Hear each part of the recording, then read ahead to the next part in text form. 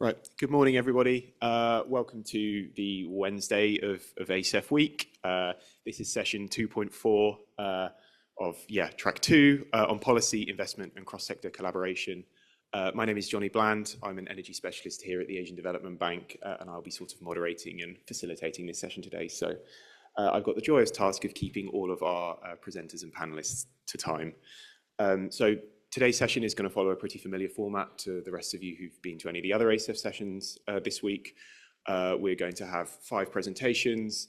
I will then bring the panelists together for a panel discussion. I will ask them some questions, and then there'll be a chance for you as the audience to ask them some questions as well. But yeah, I mentioned this session is on policy, investment and cross-sector collaboration, and I think as a sort of general primer for that, so building resilient energy systems, I'd say, requires more than technology. I think it demands coherent policy environments, sort of patient capital and collaboration as well across sectors, across borders, and really across boundaries. And this session will bring together perspectives from finance, government and development best practice as well to examine how investment frameworks and policy tools can be structured to support resilient and low carbon energy systems. And I think some of our 5 presenters today will draw on experience from across ADB's developing member countries, so Bangladesh, Indonesia, Malaysia and Pakistan as well, on the policy and the financial barriers that prevent coal power plant retirement. And we'll look at the Kerala model for climate resilient reconstruction following the 2024 Wayanad landslides, which demonstrates how disaster recovery can become an opportunity to build net zero in and of itself, as well as self-sustaining energy townships and the persistent challenge of unlocking affordable capital for local and emerging clean energy developers in a region really where investment remains pretty concentrated amongst large utilities, despite, as we all know, the sort of critical role of decentralized systems in building energy resilience, which has been a core theme of this year's ASEF. So without further ado, I would like to move into the first presentation of the day, which is from Namita Vikas, who's the founder and managing director of Auctus ESG.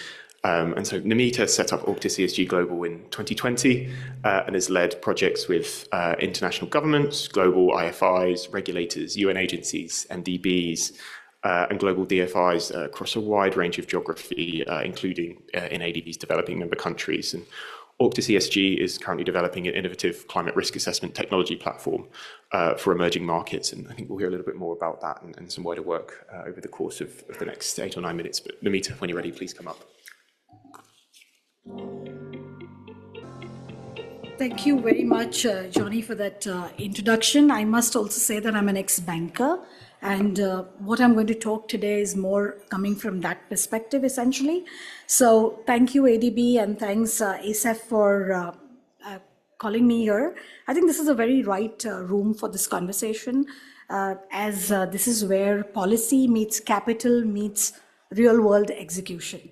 And as we know, and I'm sure over the last 2 days, you would have heard a lot about how the clean energy ambition is accelerating, but financing gaps are widening and concessional resources are tightening. I think it's like a catch-22 situation here. Capital is not the problem. The way we see when we work with emerging markets, bankable risk-adjusted capital reaching local developers, local small clean energy developers, I think that is the problem. And fundamentally, risk is mispriced. It is underallocated to those closest to the execution. Policy remains uneven, and we'll hear more about that today maybe. Risk sharing is insufficient. Blended finance remains subscale, especially for frontier markets, and they're still largely left out.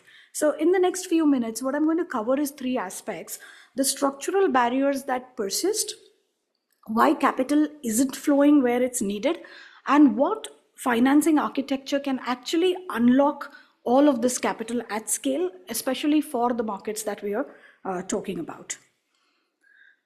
You will see on the slide there, it's a very busy slide, but I think it's very indicative. And essentially, the headline numbers look strong. Energy investments globally have hit $3.4 trillion in 2026. The good news is that the clean energy is now getting capital nearly twice as much as oil, gas, coal combined.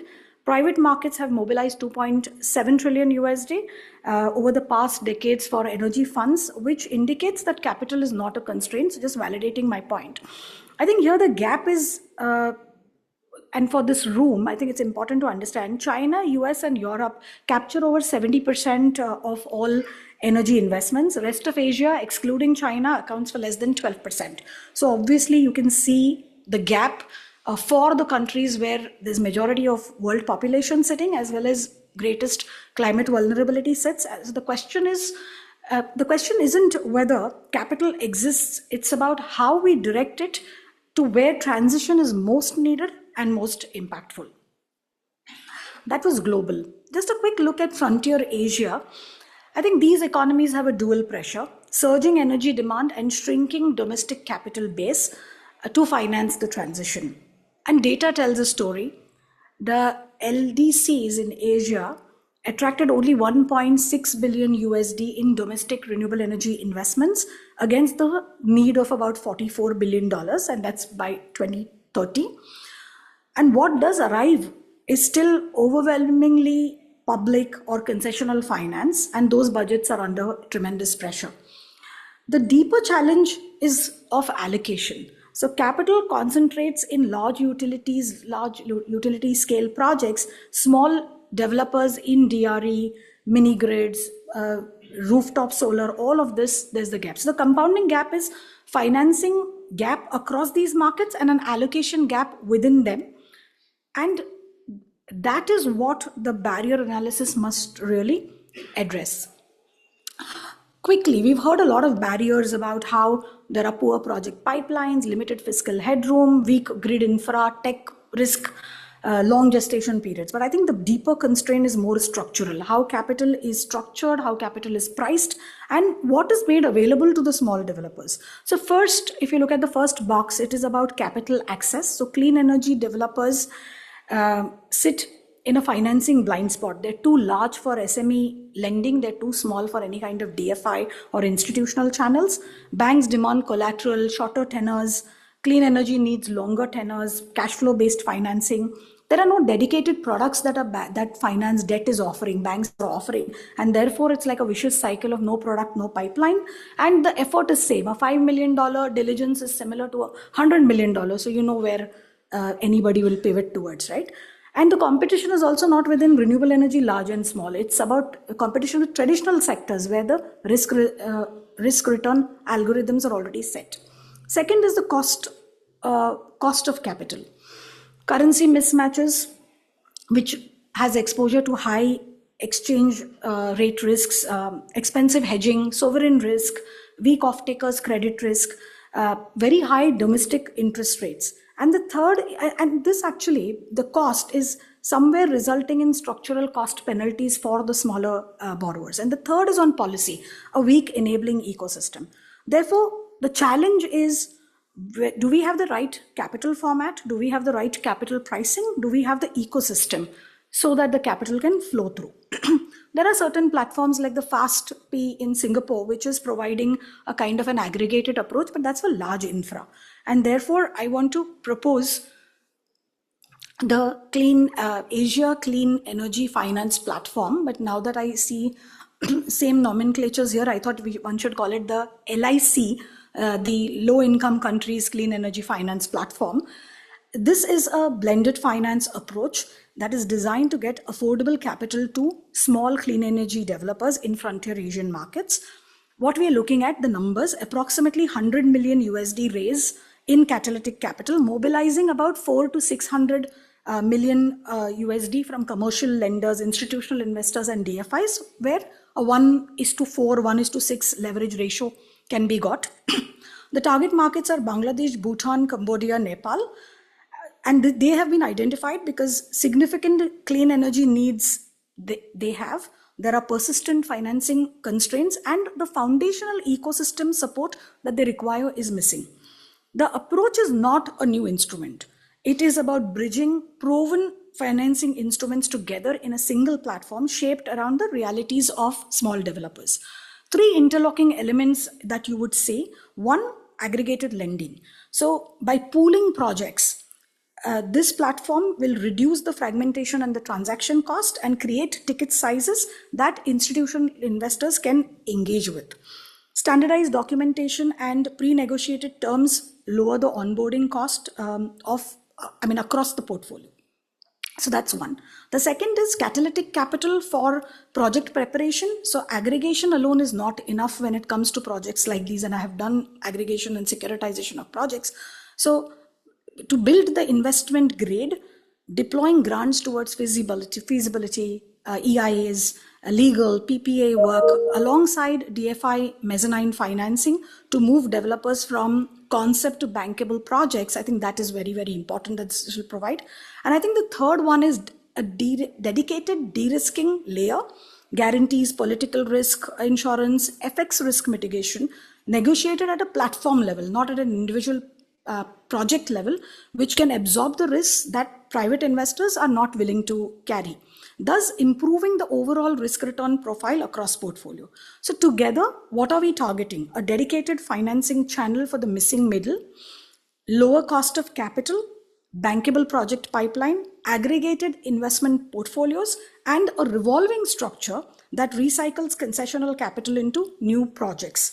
I think the feasibility would rest on proven implementation models, existing financial infra in that country, and supportive policy environment to reduce the execution risk so that it creates an environment where public and private capital can come together at scale.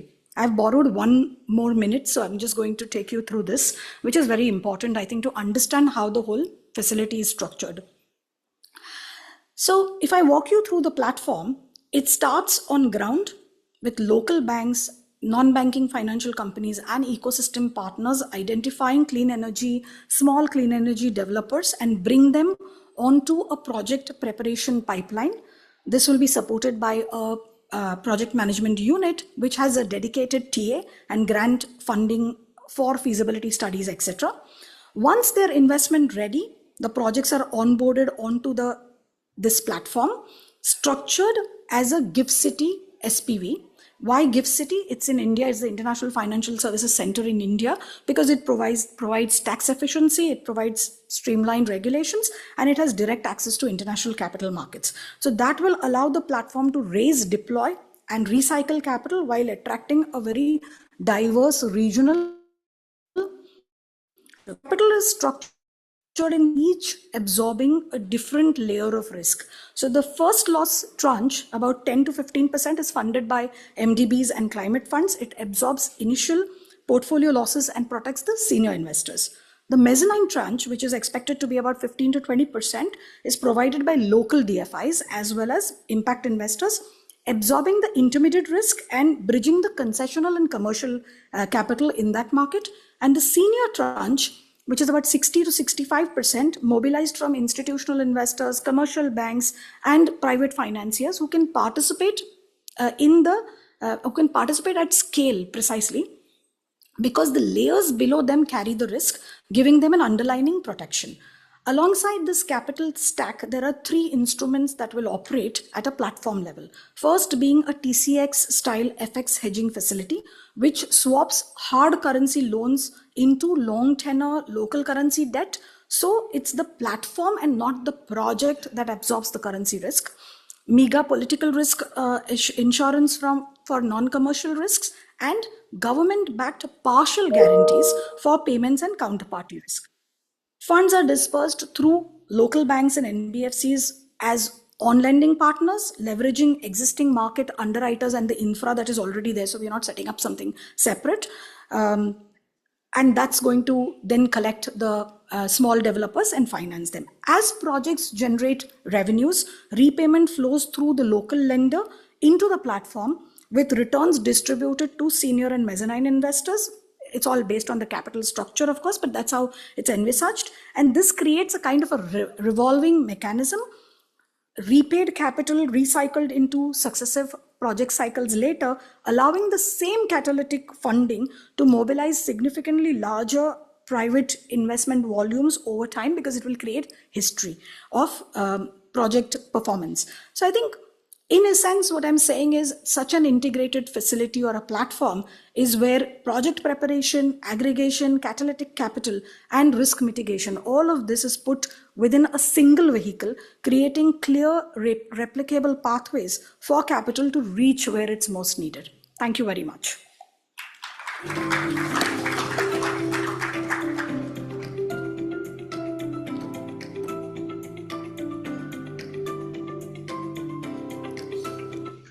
Thank you very much for that excellent presentation, Namita. We've now got another presentation from Farhad Tahizeri, who's a professor of economics and finance at Tokai University in Tokyo, as well as the chief economist of Climate Finance Asia.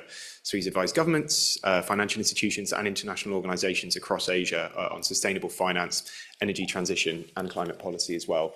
And Farhad's presentation today is going to look at aligning policy and finance to accelerate coal power transition, and he'll look at Asia's energy systems as a whole. But Farhad, when you're ready, please come up.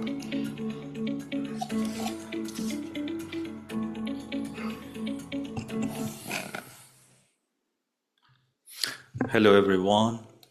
Thank you, Johnny, and thanks to ADB for organizing this event and for providing me this opportunity to be here today and sharing with you the result of a project that we have recently done at the Climate Finance Asia. The most recent geopolitical tensions and the conflicts in the Middle East, although from one side it's raising the willingness for relying more on renewable energy, but also from the other side, it is rebounding the coal-fired power plants. And several economies, including in Asia, are resuming and increasing their reliance on coal. So this is creating the risk of carbon lock-in, and this is making the transition and returning back to the current situation even more difficult when the situation become, as before. Therefore, it is very important to understand what are the barriers for the early retirement of coal-fired power plants and how to accelerate it. So this was the objective of the projects that we recently completed. And this is a report and working papers of it, and the policy brief of it is available on Climate Finance Asia website. If you are interested, you are welcome to download it. And so the question that we aim to answer was that why, although finance is available, so MDBs, including ADB, had very generous financial support for the CFPP retirements. Also, several governments showed their willingness, but why the retirement is very difficult. And so for doing that. So for running this project, we have done a plant level interview in 4 countries, in Pakistan, in Bangladesh, in Malaysia, and Indonesia, to understand their challenges, their difficulties for the early retirements. Also, the financiers, we have approached policy banks as well as commercial banks in China as the major financiers, also in Japan, and also we interviewed MDBs. So, So coal plants are financially and operationally locked into Asian power system. So here we categorize different lock-ins. First of all, the contract lock-ins, which is the major barriers. So many of these CFPPs are running by long-term PPAs. Another 10 years, 15 years still remained, and the legal binding, the legal responsibility is making the retirement difficult, and the obligations that the CFPPs have for continuing to supply electricity. Also financial locking, that the outstanding debt, as majority of them established by finance, external finance, and uncovered capital, is making the retirement difficult. Also the system lock-in, that coal plants still support baseload power and grid reliability and reserve capacity. And the market lock-ins. So many of them are running by lots of subsidies that they already receives and tariffs, and also lack of carbon pricing mechanism that is making uneven and unfair competition between coal and renewable. And social lock-in is also very important for many of these CFPPs that we approached and we interviewed. They are located in coal-rich regions. So people of those regions or those cities are working at these CFPPs. So the local economy is relying on coal revenue, and many businesses are in the supply chain. So this is very important, that transition is not just closing coal-fired power plant and establishing or opening solar and renewable projects.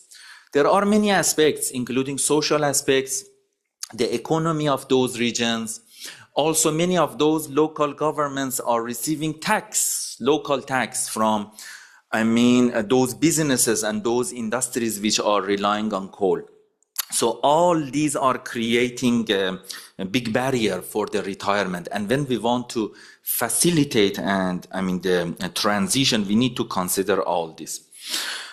And coal retirement must reduce climate vulnerability without weakening energy security. So it means that a climate issue is very important, but it is not the only goal.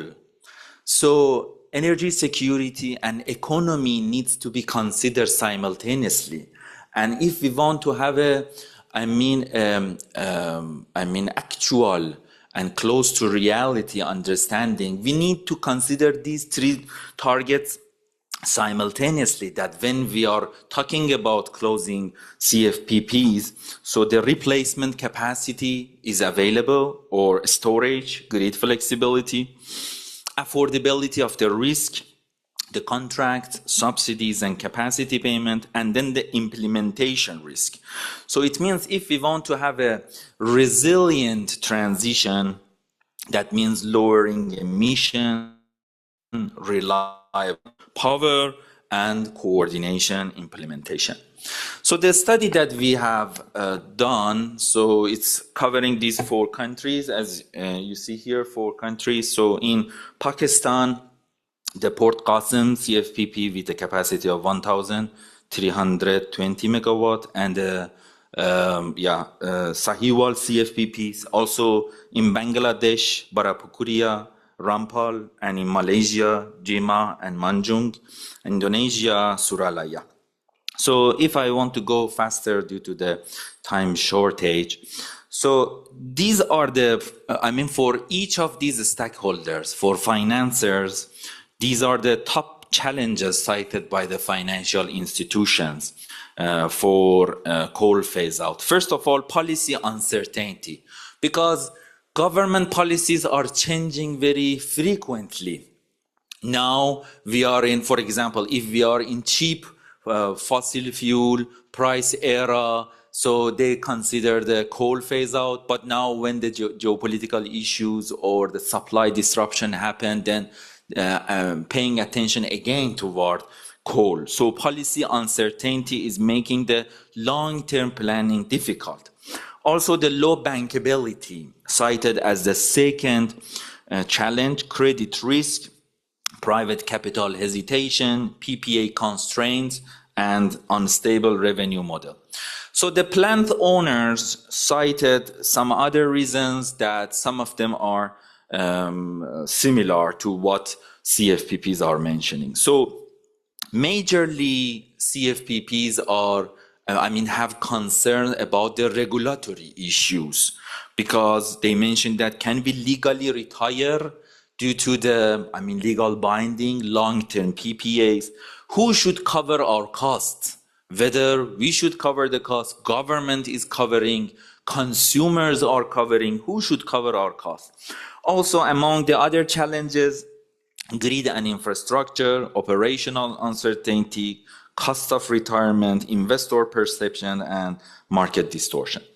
So generally, weak policy design is turning the coal retirement into an unbankable transaction. So Governments needs to have clear roadmap and then rigid contracts, distorted market signals or weak replacement economics, private capital is hesitating, and finally, these are the causes of the delayed retirement. So these are the reasons behind it. So if we want to make it, if we want to accelerate the retirement, so we need to have solution for each of it. For example, PPA in the renegotiations and so on.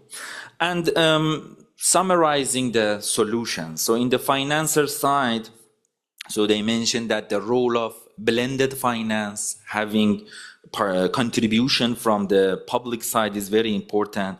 Also making costs for the polluting industries, including CFPPs through carbon pricing is very important.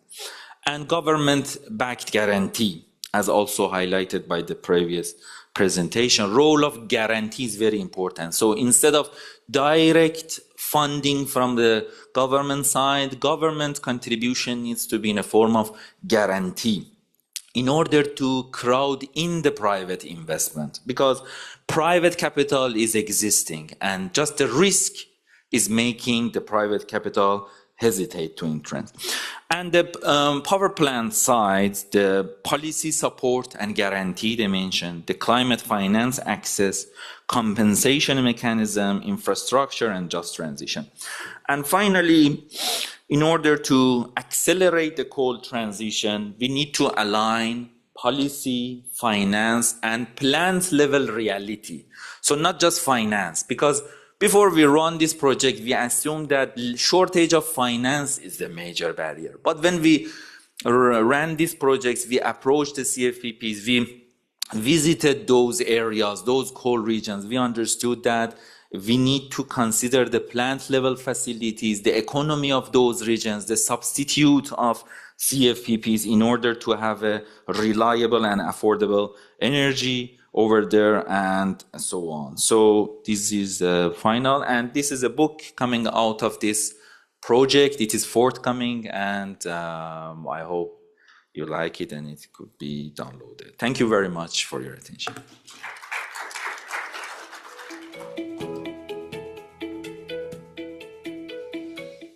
Thank you very much for that really interesting presentation, Fahad. We will now move on to the third presentation of this session. So this presentation is from Meghna Jayakumar. And Meghna is a clean energy and climate policy specialist working at the intersection of net zero transition, resilient infrastructure, and sustainable development. So she's currently an independent consultant, and she works with governments, institutions, development organizations, and focuses on translating clean energy ambition into sort of scalable implementation-driven solutions. And she's going to be presenting a really interesting sort of case study to us today. She's going to be looking into sort of rebuilding after climate disaster, and in particular looking at the Kerala model for energy townships. So Meghna, when you're ready, please come up.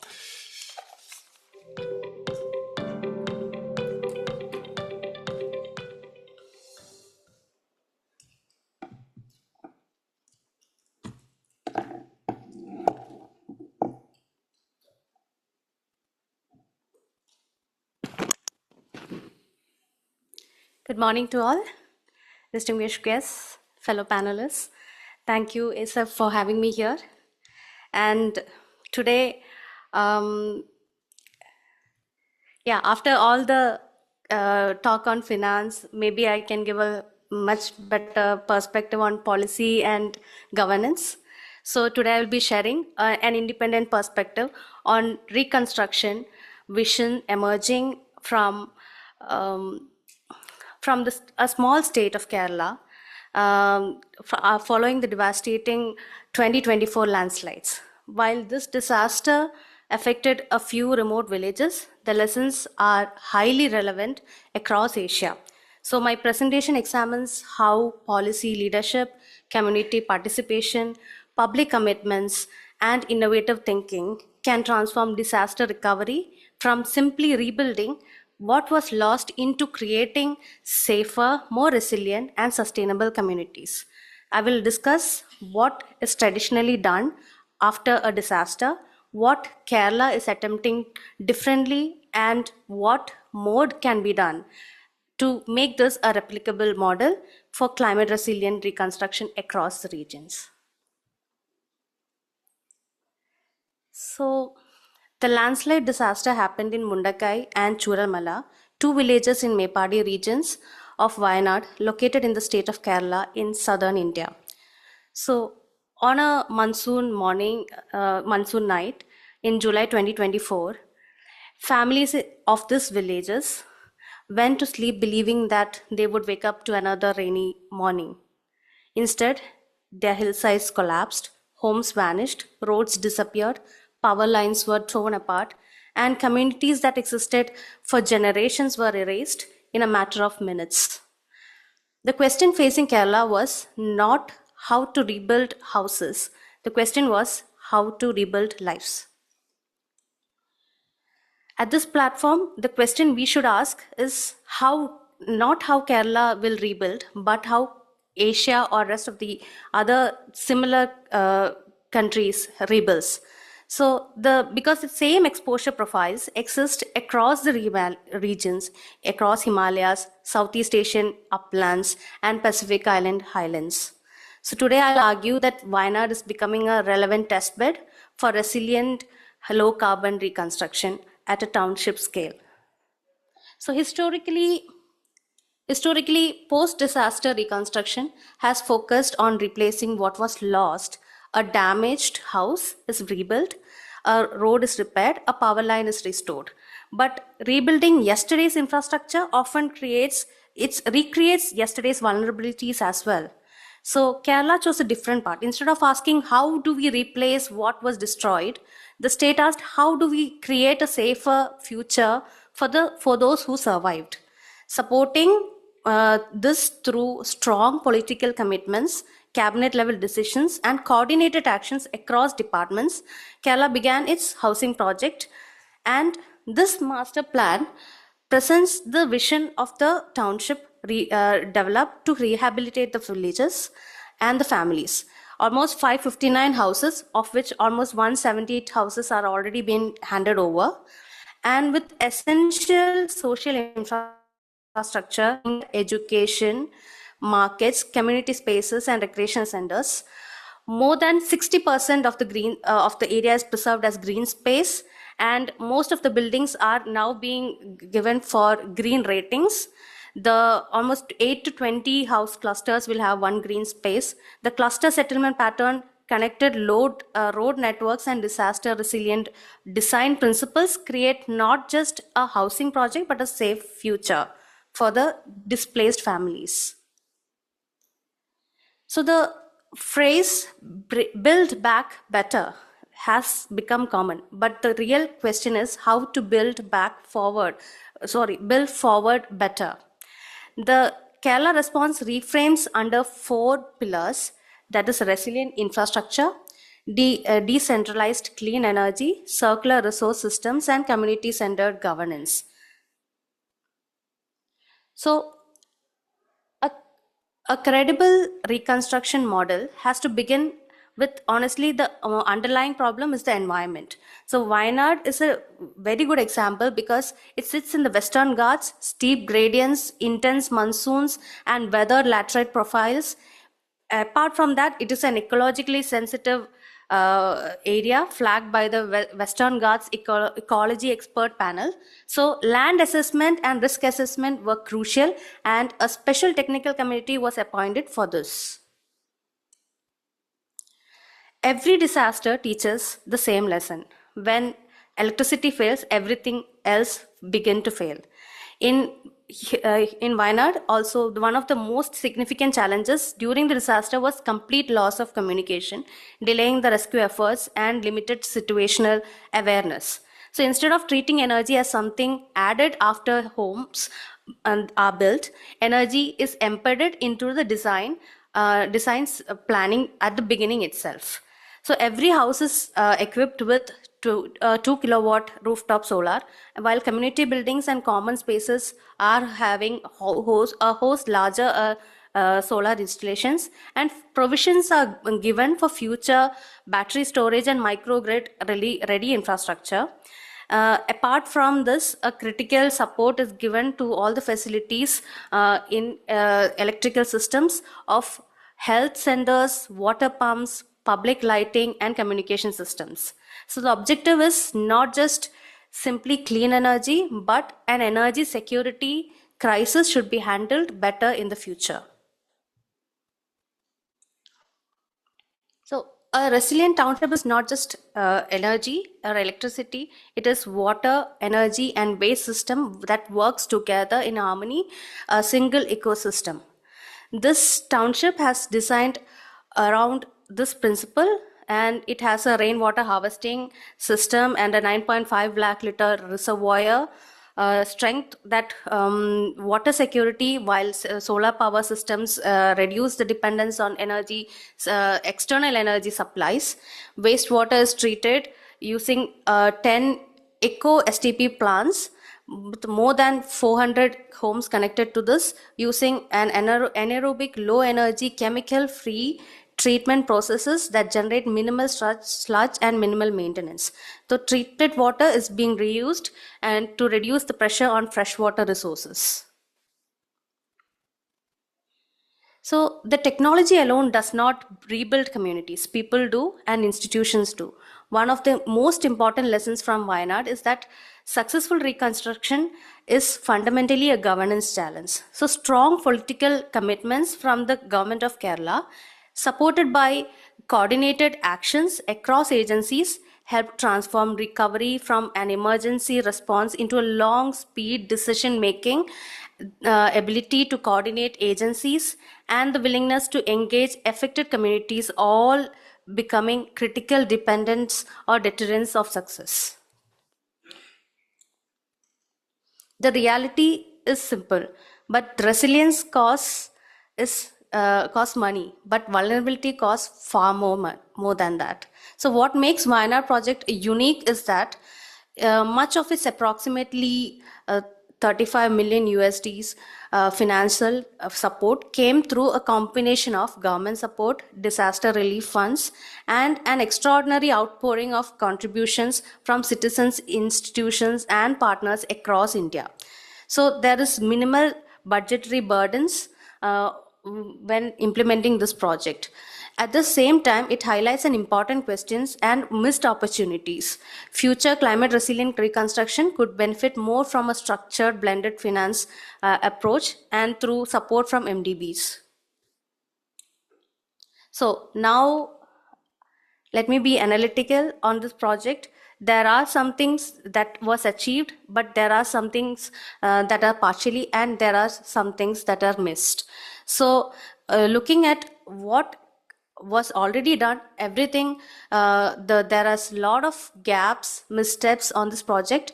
On the implemented side, the foundations are real, but that is more than post-disaster response can achieve.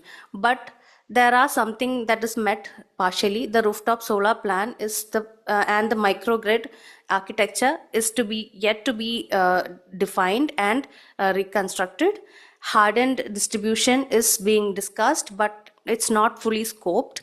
The building energy efficiency varies from housing tiers, and largely yet to be implemented is the biogas system, waste to energy potential, electric mobility potential. All this has to be yet to be tapped.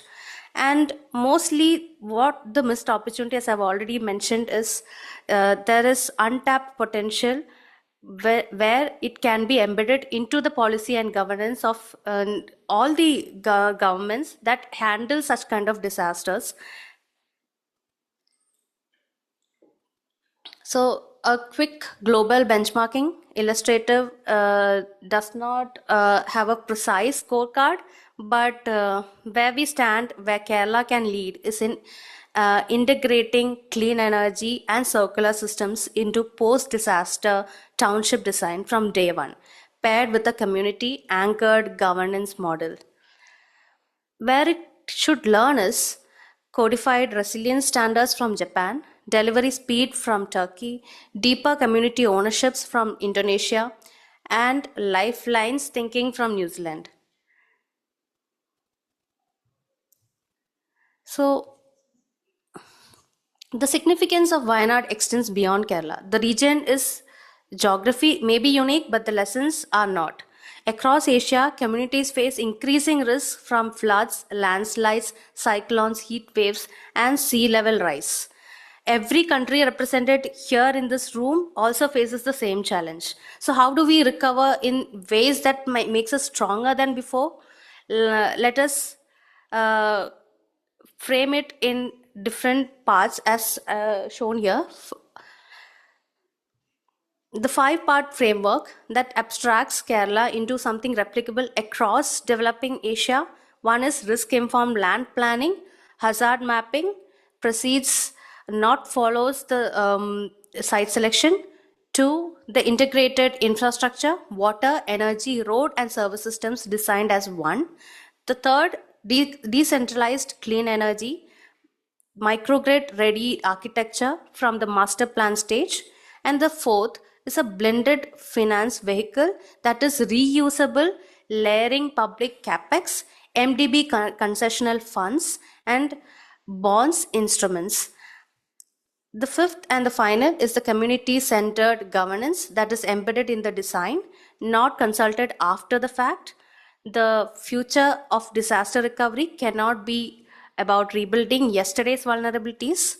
So,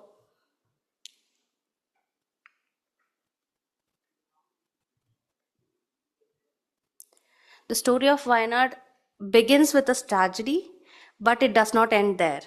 It is a story of a community rebuilding itself, leadership choosing transformation over restoration.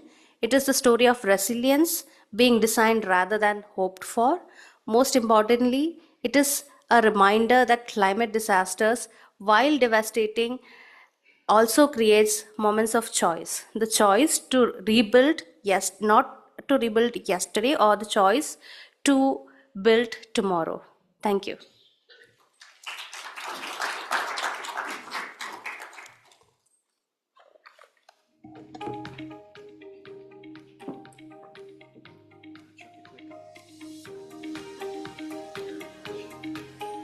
Thank you very much, Meghna, for that quite inspiring case study. There'll be some chance to ask some questions of all of our panelists if you've got any that emerge from that. I'd like to move on to our fourth presentation, which is from Indaleni Nambala. And so Indaleni is an investment manager with FS Impact Finance. So he's focused on the early stage financing of clean energy infrastructure with the Seed Capital Assistance Facility, and where he handles the origination, the due diligence, and the contractual arrangements for grantees for this donor-funded facility. And his presentation is going to be on the facility itself, and we'll cover some of the lessons learned over the sort of 10 years of the facility's lifetime. So, Indaleni, when you're ready, please do come up and deliver your presentation. Thank you very much.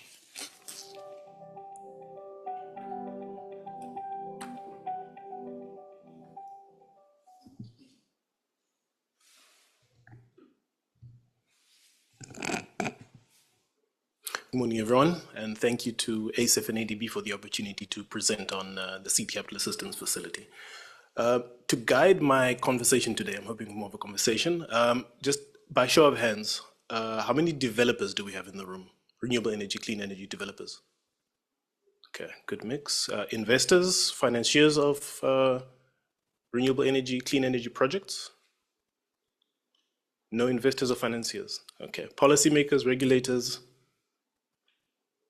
transaction advisors. Okay, all right, no, understood.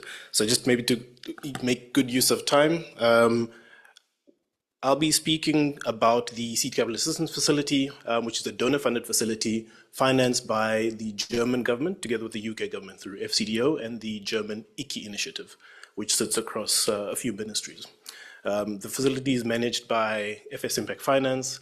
We're a bit of an odd animal for most people. We're an impact-focused fund manager, but we're a fully owned subsidiary of the Frankfurt School of Finance and Management in Frankfurt. We are operationally independent, and we manage a pool of private capital and public capital. So nothing to do on the academic side at all. Maybe important to point out, we manage the facility together with the United Nations Environmental Program. So we have colleagues in Geneva and Paris that we manage the facility with. And the facility has been operational now for just over 18 years. But moving on, what does the Seed Capital Assistance Facility actually do? We co-finance the development of utility-scale grid-connected projects across Asia and Africa. Our portfolio currently is probably split 50-50 in terms of megawatts and number of partners. The big distinction between the regions is probably the size and the number of projects. What we see in Asia, we have much larger projects, and the turnaround time in terms of the development timelines for projects to reach financial close is a lot quicker. Our mandate within clean energy is quite broad. We're able to do anything in the e-mobility space. We're able to do anything in the manufacturing of clean energy supply chains. But what we've chosen to focus on historically has been utility-scale grid-connected projects. And maybe the first learning we can take from the facility so far has been its evolution. I've kind of tried to focus the attention on those two middle areas there. The first iteration of SCAF, we're currently moving into the third, was a focus on grant funding, pure play grant funding, non-repayable, to fund managers. At the time, the view was that fund managers would be the main actors in these markets to deploy funding to projects to get projects to financial close. A key part of the evolution of the facility has been the need to step back and provide these regular feedback loops to say, is the original assumption of the facility still true? Do we need to change anything in how we operate? And that's been the case for the last 15 years. You'll see that we moved from grant funding to repayable grants, essentially results-based financing, risk-taking. We then moved on to repayable grants and debt, which is the third iteration. The important addition as well is that originally we only focused on fund managers. We expanded that to devcos and platforms, and we'll continue that focus as well. I'm sure many of you would have realized the market, the landscape have shifted. Previously, fund managers, private equity funds, closed-ended vehicles were a big part of the ecosystem, but more and more we're seeing platforms becoming the focus. So developers raising their own capital, deploying their own capital, and developing the assets. Oftentimes the conversation with investors is the value of a pipeline presented by a developer is only as good as the team that is able to convert this to actual assets. And I'm sure many of you probably who have, sorry, we don't have any investors in the room, but investors will tell you that they've probably seen very similar pipelines presented by different developers. And the ability to convert those opportunities into real assets is what makes the real value. So they're not, many investors are not very willing to assign a bigger weighting to the pipeline as opposed to the team that's really tangible. So again, here the evolution of the facility with the landscape, changing from a focus on fund managers to developers. And maybe tangibly, what does the facility actually do? So the bottleneck that the facility looks to focus on is on the early stage financing gap. And what does that look like? Most of you will know the life cycle of a renewable energy development project. Someone needs to find the site, someone needs to assess the resources, someone needs to do the technical studies, needs to do the feasibility studies, need to do the environmental impact studies, get the permitting, get the contracting, and convince investors to come on board through financial due diligence. Majority of the time, investors will come in at financial close. That's that dotted red line. Before that, there are no cash flows to the developer. There's usually no external funding, and the developers need to finance that themselves, off their own balance sheet or existing cash flows from elsewhere. In the markets we operate in across Asia and Africa, that's a very difficult ask for many developers, and most of the time it's because they are developing multiple projects to manage their risks. Things change very quickly in the markets that we operate in, and they need to move very quickly. A tangible example of how we've operated and how that's shifted has been the view of our projects moving into DFI and infrastructure investor pipelines. You'll see a lot of the SCAF-supported projects moving to very familiar names. I won't go through each of them. The additional example is the corporate level impact of these developers. I'm sure you're familiar with some of these names, which have ultimately received large investments from large platforms across the region. I think many of my previous panelists have spoken about the barriers to development and the challenges. What remains unseen most of the time are the underlying factors driving those delays. The internal capacity constraints of the developer, delays in timelines for permitting, issues with accessing financing from local banks, foreign institutions. I'm running out of time here, so I'm just mindful of speeding through the remaining. But an important part of the development of developers here as well has been what we see as the transition. Usually you have a traditional developer developing a project, selling it, or retaining a small equity stake in it before it's acquired or the lenders come in. The next stage is typically where they have a vehicle dedicated to financing assets and a separate vehicle that finances the development and the operating costs of that development platform. Investors are only willing to finance the asset. Developers still need to do the heavy lifting on the development side. The last stage, which many developers aim for, is the integrated platform. So essentially having a combination of construction, EPC, O&M functions within the development team, and the funding that comes in at a platform level is able to go to a combination of both OpEx, DevEx, and the assets. And that's your average developer's holy grail, the ability to receive funding and allocate it where they see the need for it. The next evolution of our facility looks to combine what we see in the landscape. We have a grant facility that will continue providing early stage patient capital to these emerging developers, and we have alongside it a blended finance debt vehicle who will provide the development funding for larger, more mature developers in the market. It's a blended vehicle. There's a junior first loss piece of about 25 million, mezzanine tranche of 25, and a senior tranche of 50. Many of the investors looking at the debt fund are those that are interested in financing these assets at construction. So they view this as an opportunity to access the pipeline of opportunities coming from combination of the grant facility and the debt fund. And just to recap, again, the key lessons learned from our 15 years of operation have been the need to evolve with the landscape, not to try and shift it necessarily. The focus on bottlenecks. What we see here is these bottlenecks are very similar across different sectors. And a good example of that is that this mechanism, our facility has been replicated once already. We have a sister facility that provides similar support to the natural capital space. It's called the Restoration Seed Capital Assistance Facility. Essentially the same mechanism, but addressing similar issue on the natural capital side, land restoration side. Capacity building, the need to build strong teams and execution capacity, and then the unseen developer headwinds. I won't speak to those. I think many of you in the room know these. And then the need or the ability for blended finance to provide a bridge for developers trying to get from additional developer model all the way through to the integrated IPP model. And lastly, just some headlines that we're very proud of from our developer ecosystem. Thank you very much.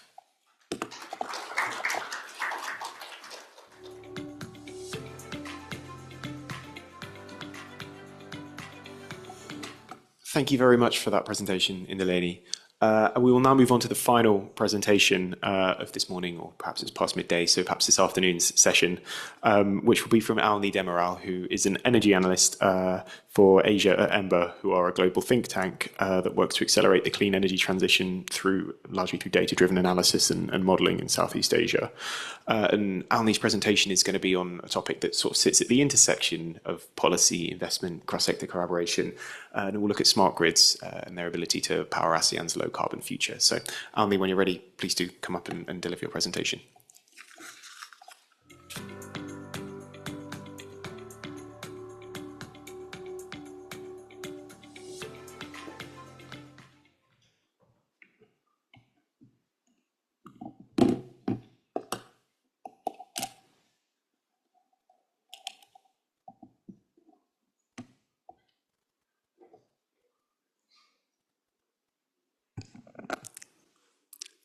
Good morning, fellow participants.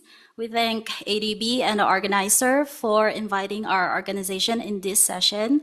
This report is actually based on the report that we did of the same title, ASEAN Low Carbon Future Flows Through Smart Grid. So I'm Alni Demiral and I am from Ember. We are a UK-based energy think tank that accelerate clean energy transition with data and policy.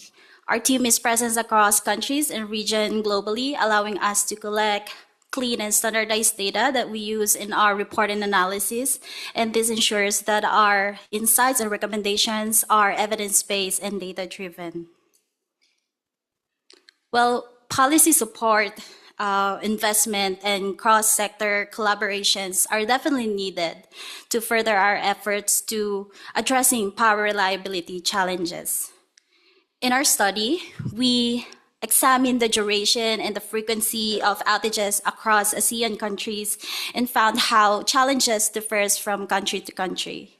Some countries experience frequent and long outages, like Myanmar and Cambodia, suggesting complex reliability challenges and the need for their power sectors to keep up with the increase of their demand.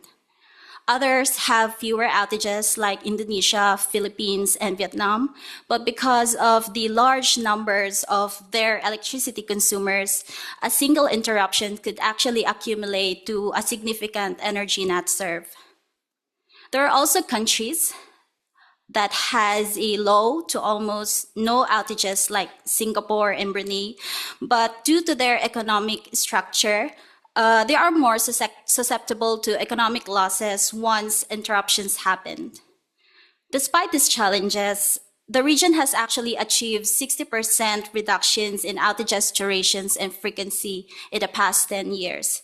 Through the efforts of national governments and their utilities, they were able to strengthen grid infrastructure, expand interconnection, and improve system operation. But without efforts to modernize our grid, deploying VREs could just further strain our power system because our infrastructure are not designed to handle them. In ACE estimates, ASEAN solar capacity would need to increase 12-fold, and wind capacity needs to be more than 30 times the 2023 level by 2050 to achieve our regional targets. And this could actually be higher now that we have an updated regional targets. While battery capacity is projected to grow, it remains lower than renewable energy additions.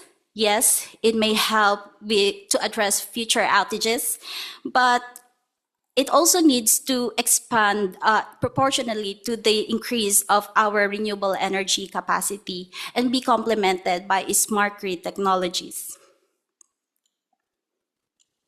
Because the cause of power outages is loss in economic momentum. On average, ASEAN is losing about $2.4 per kilowatt hour of energy not served. This is called VOLL, the value of lost load, which represent the economic opportunity cost of associated with production losses, disruptions in business operations, and services that cannot be delivered because the power supply is simply not there. The Myanmar, the Philippines, and Indonesia face higher economic exposure during major blackouts, and Singapore, despite having the most reliable grid, actually has the highest VOLL, almost twice that of ASEAN average, meaning that a brief interruption could actually disrupt the operations of its power-hungry facilities, affecting their revenue. If there had been no grid upgrades since the pandemic, ASEAN could lose up to $2.3 billion by 2040 in terms of GDP. However, grid modernization could avert these losses, turning them into gains. And ASEAN countries recognize this and view grid modernization as an important strategy to support renewable energy integration, reliability, flexibility, and energy security. It has been repeatedly stated and acknowledged in national energy documents of ASEAN countries.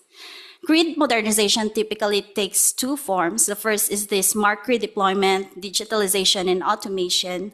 And the second is expansion of transmission, interconnection, and grid access, where the transmission expansion forms the backbone of the power system, and the smart grid represents the intelligence layer, enables ASEAN to operate in an increasingly complex and renewable-rich power networks. Among these two forms, there has been limited regional resources that exist on smart grid deployment. And to help address this gap, we analyze the high-level requirements to initiate simply national discussions around the topic. And what we found from examining national policies and roadmaps that the driver of smart grid deployment differs from country to country, but there has been two distinct functions that emerge: grid flexibility and consumer empowerment. For countries like Indonesia, Vietnam, and the Philippines, which has high variable renewable energy resources, the priority is ensuring grid stability through automations and energy storage.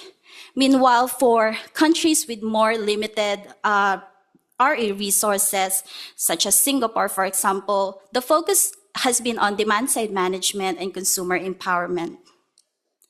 But what really is smart grid? And I think the easiest way to answer this is to compare it with our traditional grids. Traditional grids were built to flow in one way, from generators to transmission to distribution and to the consumers. But today, however, with the rise of rooftop solars, EVs, renewable energy in the supply sides, battery, and consumers simply being prosumers, it means that electricity can flow in multiple directions. And this creates challenges such as congestion, voltage fluctuation, instability, and renewable energy deployment. Smart grid are the upgrades that makes electricity more flexible, responsive, and efficient. Okay. We estimated as a part of a study, as a part of our study, the investment required for the regions in smart grid investment, and found that the region would need around $4 billion USD of essential upgrades such as smart meters and automated controls. But if we are becoming more ambitious, that we would need around 10.7 billion USD to fully support a digitalized and interconnected grid. The report also highlights the importance of financing and policy innovation, since most of the ASEAN countries do not have the financial capacity that enables Singapore with their successful smart grid deployment. MDB-backed blended finance and public-private partnership are the key drivers in moving smart grid financing forward. Smart grid investment could create up to 650,000 jobs, ranging from the construction to engineering, information technologies, and could also strengthen our local supply chains. And if outages are reduced through smart grid deployment, it could also lessen our reliance on diesel generators.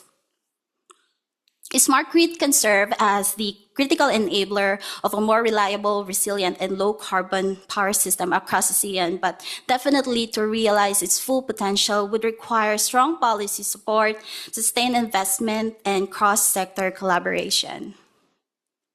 So that ends my presentation. Thank you for your attention.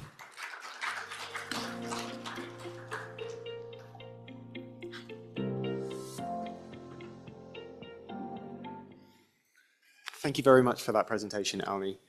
So we've now moved on to the sort of second half of this session. So we're going to have a panel discussion, and there'll be a chance for me to ask some questions of the panel, but more importantly for you, the audience, as well, to ask some questions. So I'd like to invite each of those who presented to come up on stage, please, and sit in the panel chairs in front of me. Thank you.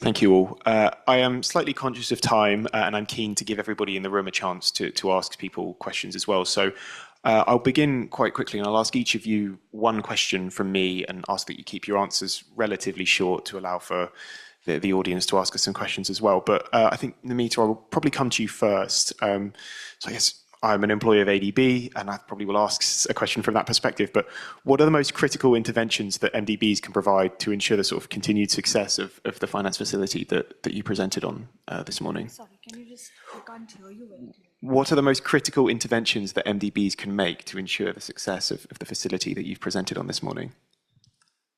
Thank you for that question. I think, see, the ultimate goal of the facility or the investor outlook that we are looking at is how do you move small clean energy developers from risk to more level playing field kind of financing that's happening today? So utility scale renewable energy has become very standard lending, and the opportunity through this facility is to make this happen for small clean energy developers.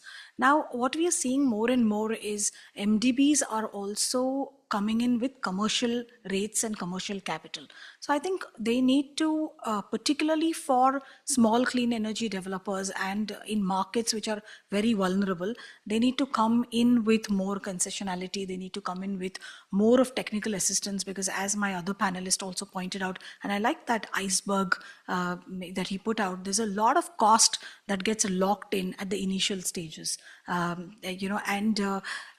The financial closure, until then, there is almost about maybe 30% cost that goes into it.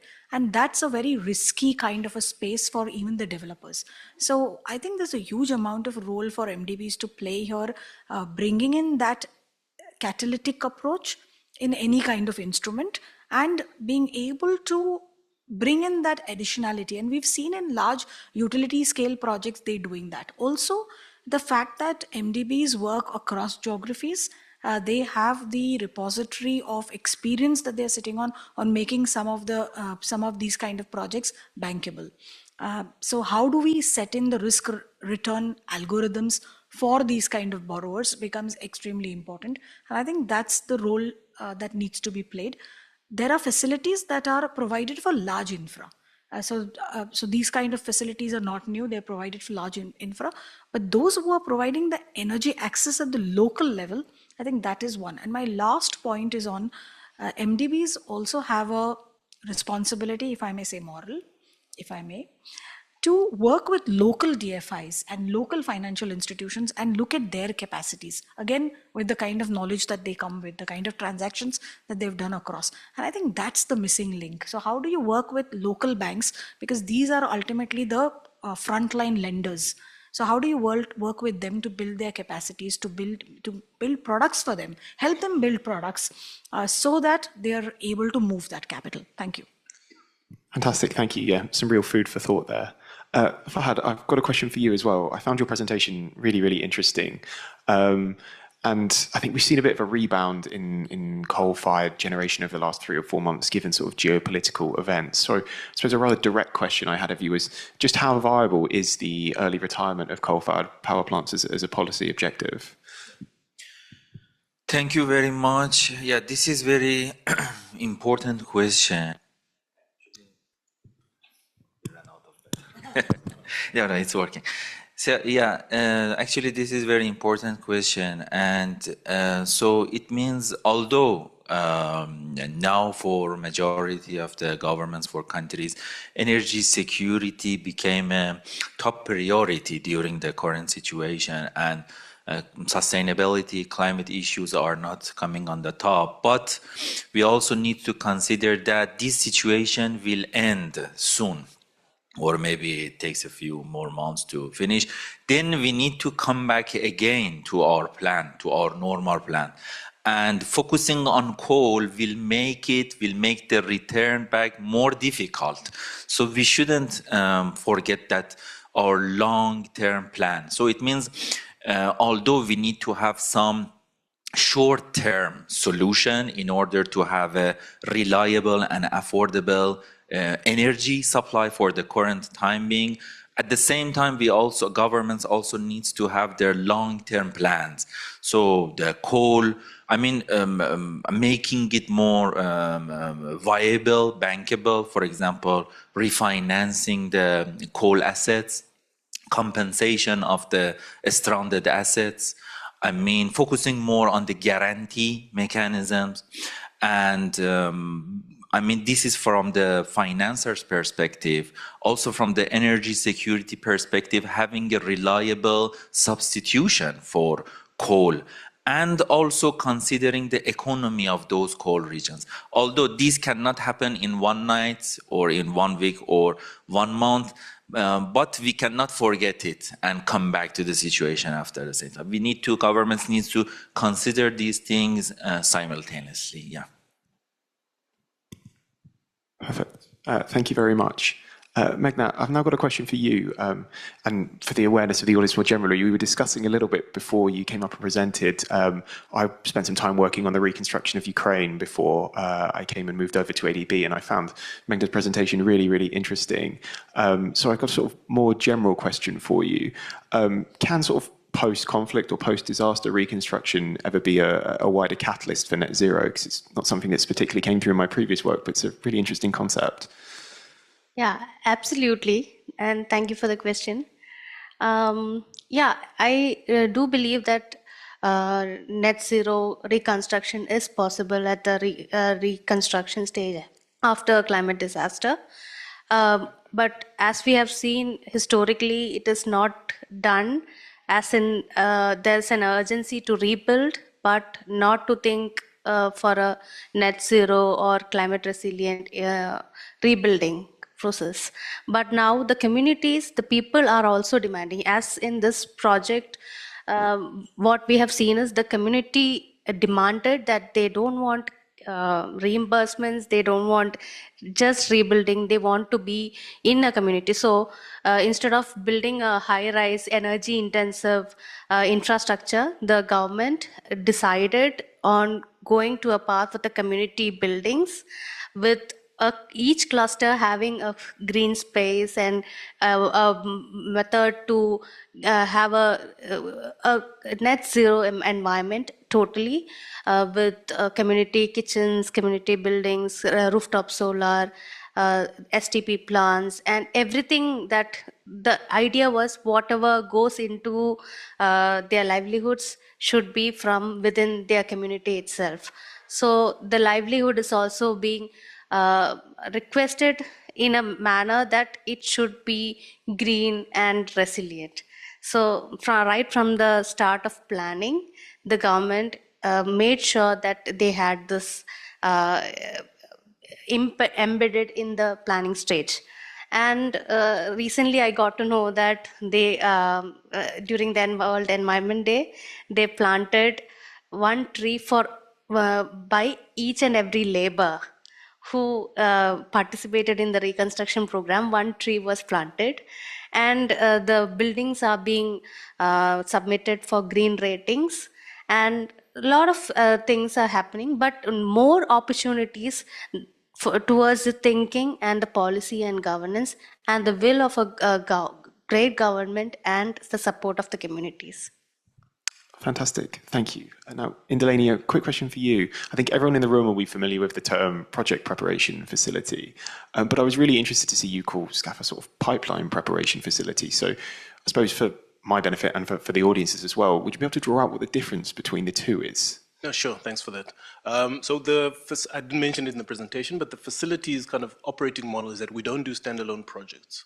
The view of the facility is that by supporting a pipeline of projects being built by a developer, you help them build execution capacity and internal capacity.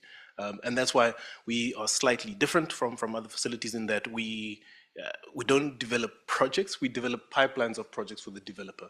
And that builds confidence in the developer to get more projects across the line to financial close and allow investors to see that this team is capable of developing multiple projects, which encourages them to then invest. And you saw on the slide earlier the number of corporate level investments that have come in at developer level, which allows these developers to continue growing and allocate capital where they see fit. So that's the distinction, and we maintain that view over the last 15 years, and we've doubled down on it now as well with the debt fund, which will have a similar view. We will not finance standalone projects. We will look for partners that have a capable team, a strong strategy, and a pipeline that we can try and support. We won't obviously support the entire pipeline. We'll select projects within that we can finance alongside the developer.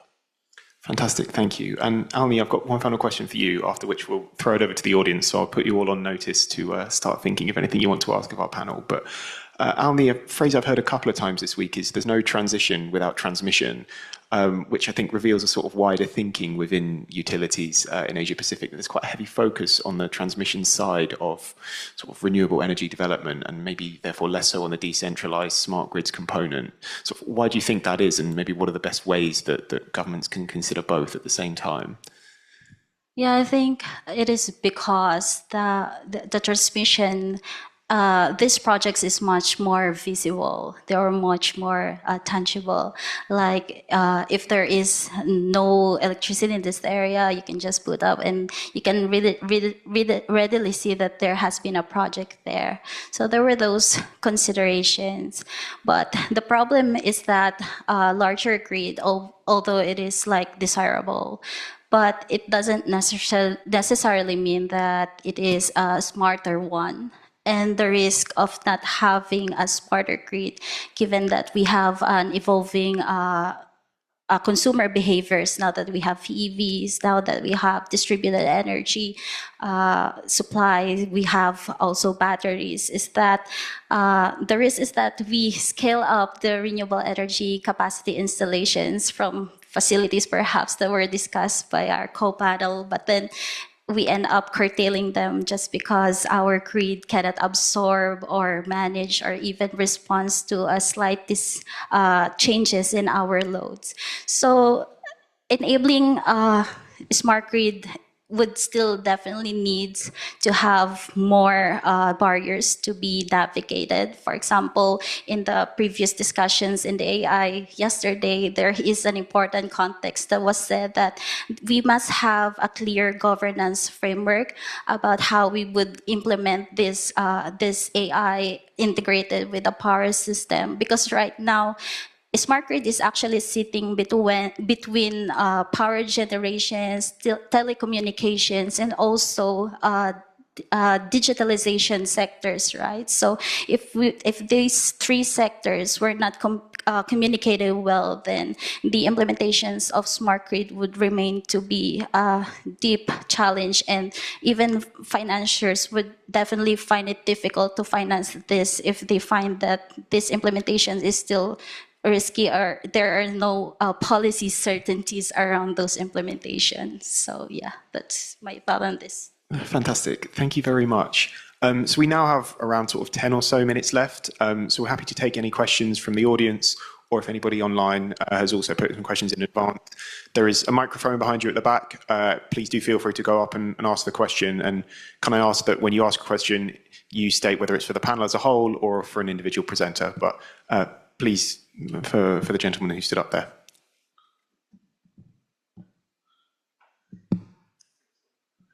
So my question is for Ms. Namita. Towards the beginning of your talk, you had mentioned that risk sits close to the execution. Could you kindly elaborate more about that? Thanks. See, from a banker's lens, when you're looking at what is a funder looking at essentially, it's the revenues that are going to pay back the loans that are there plus the interest, right? So when it is the whole preparation plus execution, the stage, visibility on cash flows is very, very important. And when it comes to small developers, because they're at times dealing with communities, because they're dealing with small industrial, they're providing, say, power to small industrial houses, cash flows can be very lumpy. And therefore, the whole, and there is an execution. So, how is the technology working? What is the upkeep of that technology? Are they having the kind of resources to be able to manage that? Are they able to manage the upgrades that are there? So there is the risk that is very close to, and the ability of the developer to also deliver on the project. So therefore, looking at all this, the risk is closer to the execution, and that is something that lenders consider when it comes to the overall lending. Thank you. Thank you, Namita. Any other questions from anybody in the room? Yes, gentleman at the back. My name is Jesse Todok. I'm a freelance consultant, but working with UNEP right now in the province of Iloilo. I have a question for Mr. Indileni. I'm just really curious why ESCAP is, not supporting less than utility scale project, because I think they need more, assistance in terms of project creation, and I think it's easier to develop pipeline of projects, like pipeline of solar PV mini grid projects, smart solar network, and maybe one way to look at this question is, would the ESCAP be interested in financing electric cooperatives or electric utilities with pipeline of less than utility scale, or mini grid projects? Thank you. No, thanks for the question. It's a conversation we have often internally and a question that we regularly get from developers as well. The reason we focused on utility scale projects is just a function of where the facility started from. So 15 years ago, the view was that to improve energy access, the quickest way to the biggest impact would be to focus on utility scale projects. And that's been the focus. We have done other things alongside that, but that's been the core. We are now moving towards looking at other solutions. So recently we've looked at e-mobility solutions. We've looked at CNI solutions as well. You might be familiar with a company called August Energy that's operational here in Southeast Asia. That's one of our more recent partners, and we have a similar partner that does non-utility scale projects in our African portfolio as well. So it is something that we are starting to look at and will most likely do more of going forward, because we realize there is the need and the scarcity of DevEx it's clear across the spectrum. Thank you, Ndaleni. We've got a couple minutes left, so any more questions from anybody else in the room? Any takers? In which case, we do have a couple of questions online, which I may take then quickly. So Fahad, I've got a question for you. Sort of looking at your university background, there's a question that we had submitted online was, what more can universities do to support the clean energy transition? So I mean, it is very important to, when we want to accelerate the transition and also having more investment, it is very important to see from the point of view of the investors. So from the point of view of investors, majorly there are three challenges associated with the transition finance. First of all, risk is the major barriers that is existing. And there are different kinds of risks associated with the transition. Secondly, the rate of return. So if we have, if we can cover the risk by facilities such as, credit guarantee, first loss facility or any other kinds of guarantees. And if there is any way to increase the rate of return, for example, by tax returns, by depreciation mechanisms, spillover effect, and so on. Then the third challenge is the scale, which is very important. For example, when we are talking about MDB's contribution or institutional investors, they are not coming to invest in my home's solar rooftops. So the project needs to be large enough. We need to do the aggregation of the projects, and it needs to be scalable in order to do. So if we can solve these three issues, then automatically the private capital, which is existing, and we don't have shortage of private capital, it's possible to flow into the transitional projects, yeah. Fantastic, thank you, Fahad. Any final questions from anyone in the room? Otherwise, I'm conscious we are probably the only thing between you and lunch right now. So I will therefore maybe bring the session to a close if no other questions. But thank you very much, everybody, for joining us today. And thank you for all of your questions. And a final thank you to all of my panelists and presenters today as well. Thank you very much.